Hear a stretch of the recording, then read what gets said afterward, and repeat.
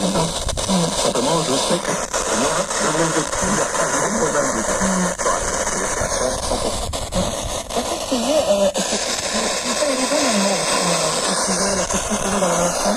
Est-ce que dans ton alimentation, oui, amoureuse de saison, par les saveurs, quand on a beau être tout grenier, grenier de bonité, là, grenier, etc., avec une forte communauté, etc., on peut être investi à les nourrir de là, à votre avis, ça apporte.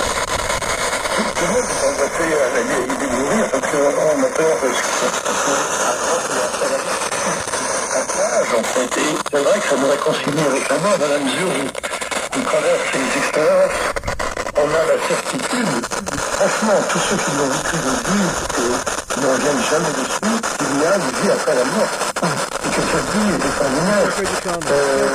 Et donc, on est encore vivant d'une autre façon, on est vivant. Et ils rencontrent, encore plus étonnamment, ils rencontrent souvent des défunts de leur famille qui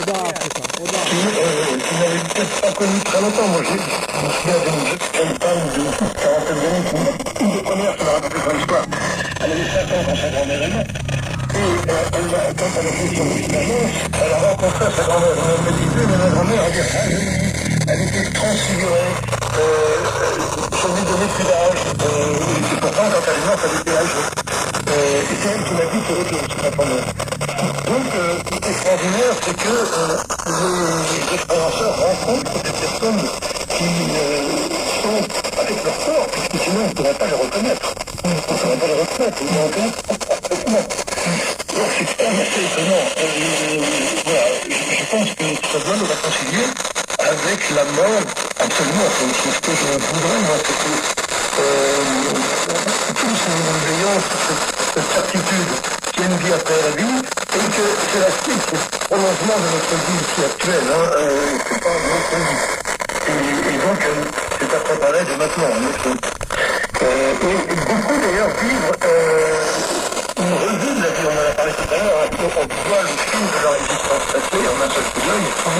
Et ce qui est étonnant, c'est que l'être de lumière, comme ils l'appellent, l'être de lumière, pleine d'amour, la brillante lumière, mais pleine d'amour, semble-t-il connaître Dieu, et leur pose la question, qu'est-ce que tu fais de ta vie? Mais avec beaucoup, sans reproche, sans blâme, sans toute indignation, mais avec